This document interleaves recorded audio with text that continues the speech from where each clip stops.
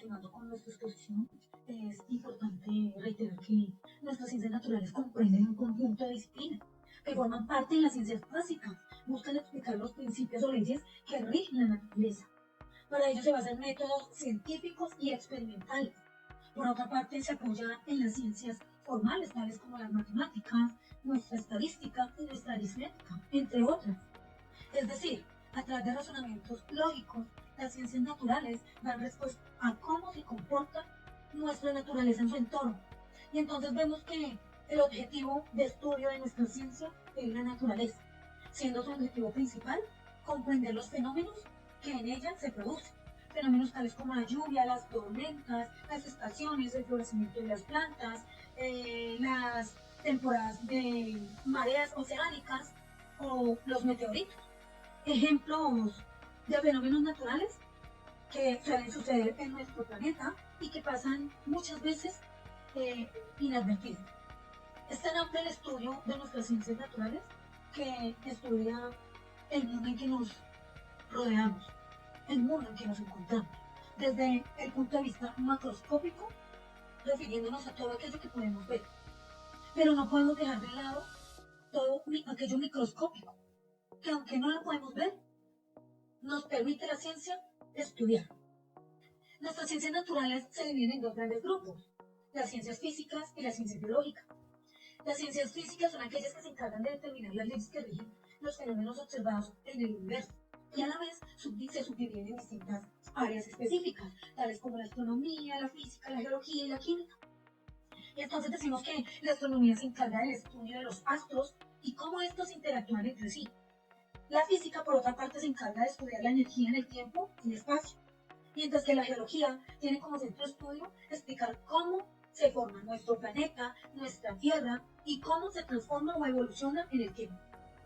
La química se centra en estudiar la materia, en cuanto a su estructura, sus elementos, la composición y la interacción entre las diversas sustancias en el que se originan nuevos componentes o nuevos compuestos.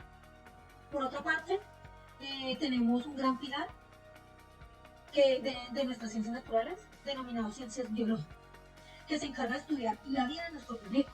Ella se subdivide a la vez en biología y en la paleontología.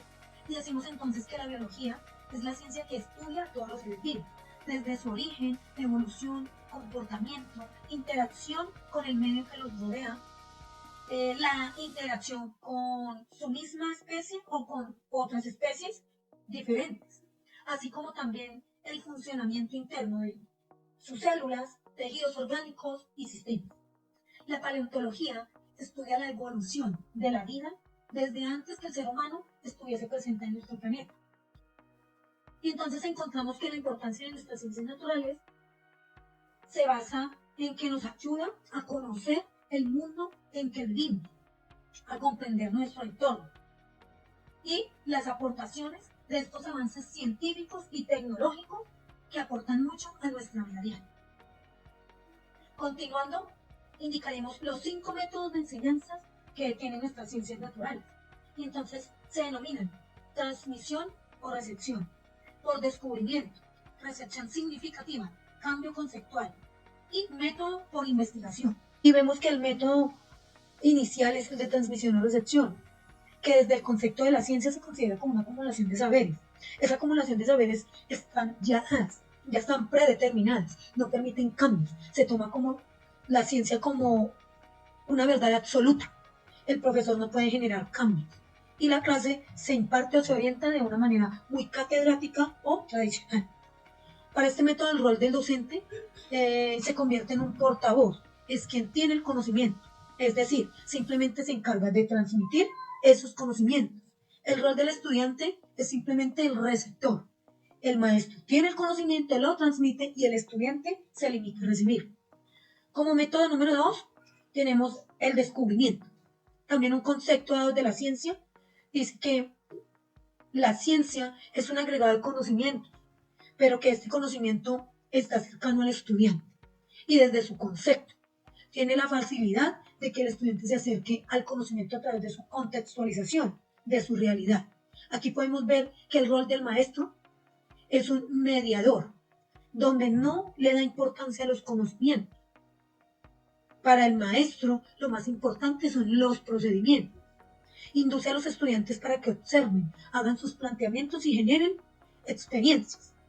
Consecuente a el rol del estudiante sería una contextualización desde su entorno, desde su realidad. Ellos empiezan a mirar y a descubrir, a generar nuevos planteamientos, nuevos conocimientos. El tercero es de recepción significativa. Desde la ciencia se considera que es el cúmulo de conocimientos que puede generar compatibilidad entre el conocimiento científico y el cotidiano. Hace una relación entre los conocimientos que tiene la ciencia y cómo se pueden adaptar o cómo pueden ser compatibles con los conocimientos diarios o cotidianos que se tienen. Es importante indicar que el docente y el estudiante deben tener en cuenta los tres saberes, los tres pilares del conocimiento. Entonces decimos que el rol del maestro, en este caso, es un guiador. Da una explicación a los conceptos previos.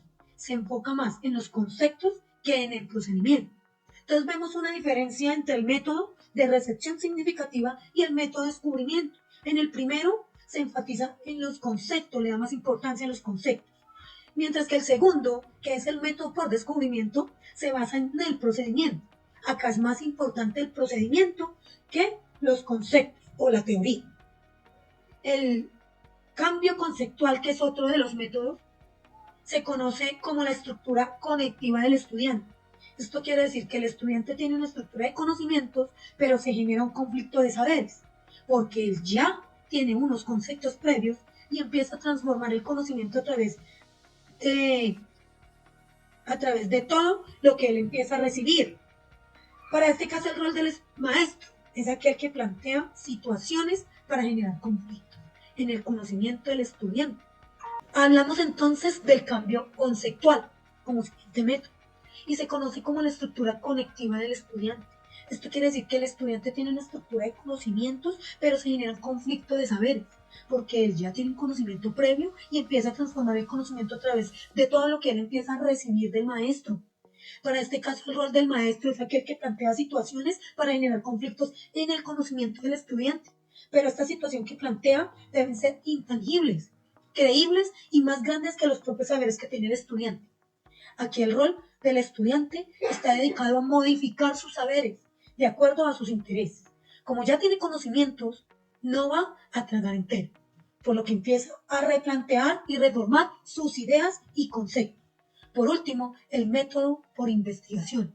Se considera que la ciencia es parte de la construcción social. Es considerado el científico como un sujeto social que investiga. El rol del maestro es plantear situaciones, problemas, que lleven al estudiante a que analice, piense, que genere hipótesis. El problema debe ser con sentido social, para que desarrolle sus habilidades comunicativas, generando nuevos conceptos. El estudiante debe ser asertivo y generar sus propias posturas sobre la información que se le ha brindado. De esta manera vemos la importancia de cómo el maestro debe manejar las diferentes formas de enseñar la ciencia y no quedarnos básicamente en el primer modelo, que es el de transmisión y recepción, donde se cree que el maestro es quien tiene la información o el saber completo. Debemos ser maestros activos, maestros que trabajemos todos estos métodos de enseñanza. Muchas gracias.